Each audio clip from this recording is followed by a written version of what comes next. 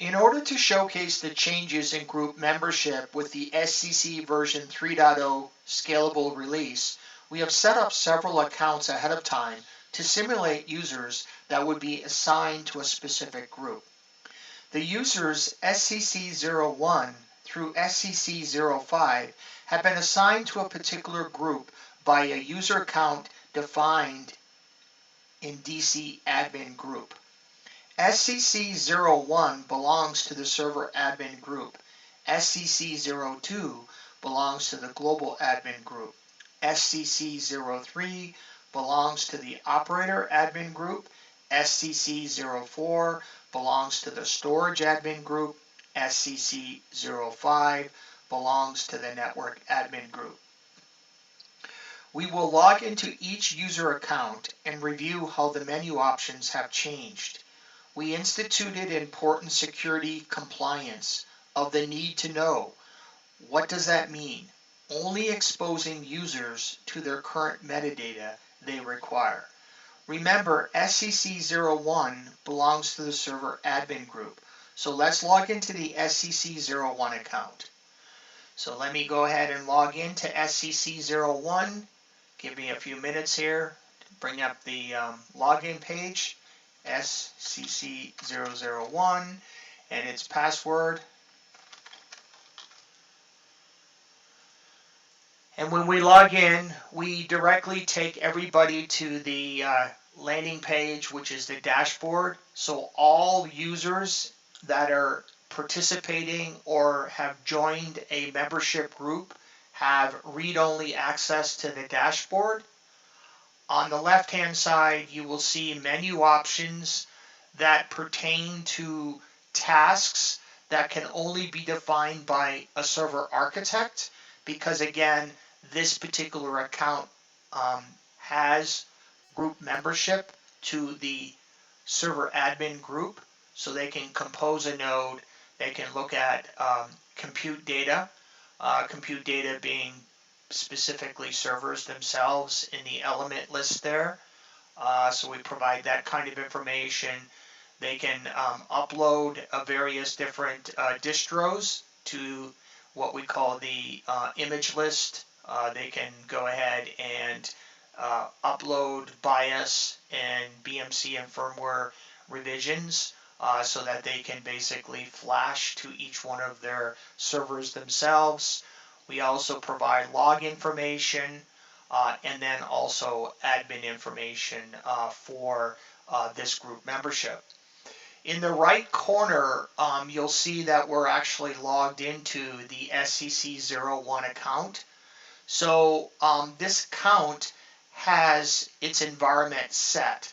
So this account can only see activity and tasks specific to his or her user account.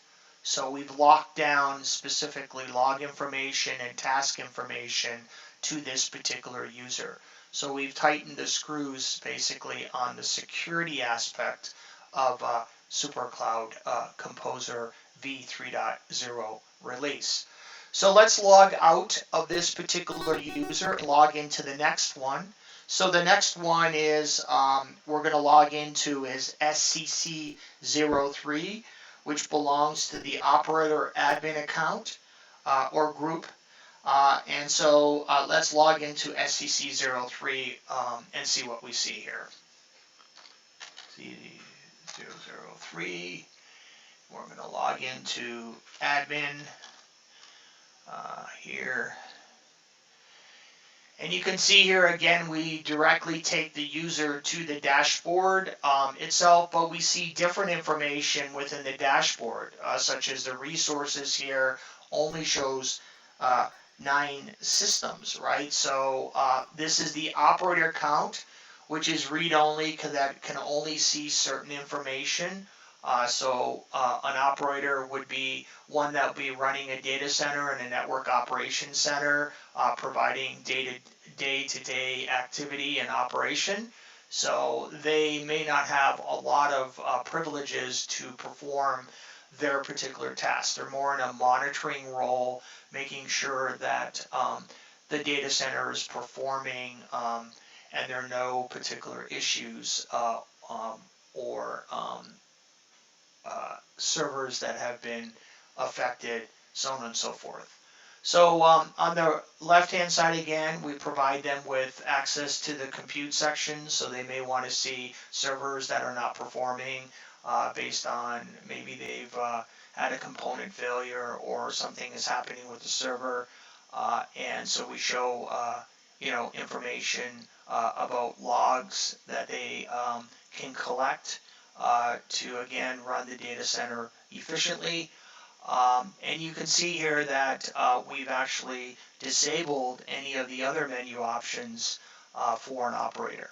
So let's go to the right side here and see this user who's logged in, which is SCC03.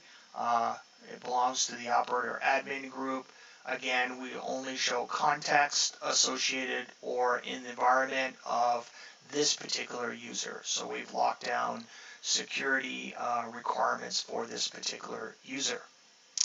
So you can scroll down here and also see monitoring information such as system performance of a data center, power and thermal. So this particular user that is defined within the operator admin account would like to see this kind of information when they're basically monitoring the data center for efficiency. So let's sign out of this user and we'll go into the next user, which is SCC04. So let's log into SCC04. So SCC04 belongs to the storage admin group, so we would expect to see storage type information in metadata. So let's log in there to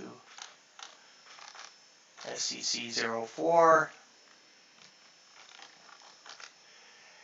And again, we direct the user to the main dashboard. Again, read only. Everybody gets to see the main dashboard.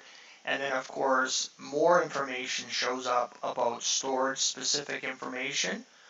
So, of course, in the storage area, we would expose this particular user because they belong to the storage admin group.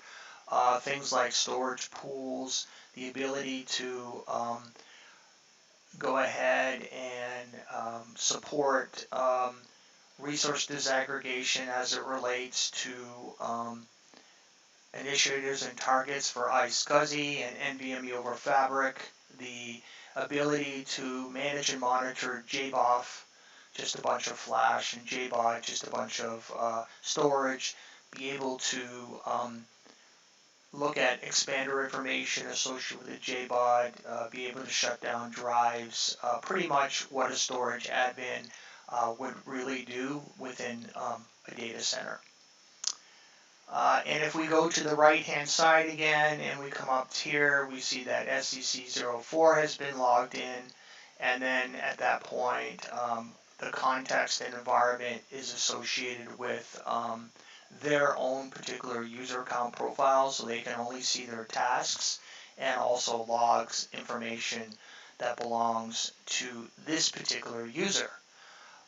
We see a little bit more information in regards to physical asset information, and of course we see resources that have been allocated specifically to a storage admin. So let's log out here and look at the last one, which is SCC05, which belongs to the network admin group. So we would expect to see network switches within this type of account that's associated with the network admin group. So let's log into SCC005 and go ahead and log in. Again, we take the user directly to the main dashboard.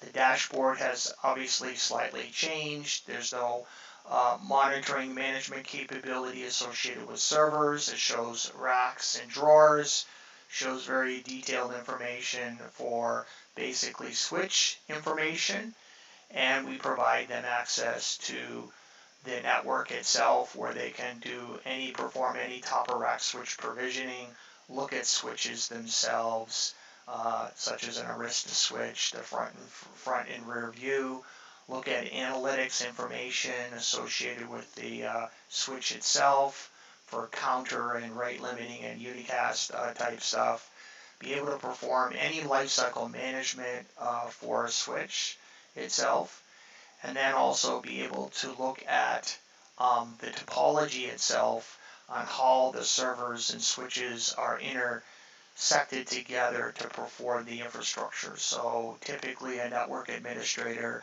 would be responsible for the infrastructure and how these servers get connected through the network, and so on and so forth. So let's go ahead and look at the top right here. Again, we're logged into SCC05, and then the activity and tasks would be only associated with this user account that we expose when they log into their account. So that's in a nutshell of how we've implemented the group membership within SCC's scalable release. We'll be adding additional feature sets within the group membership that we have on the roadmap. Again, thanks for joining. We'll see you next time, and have a great day.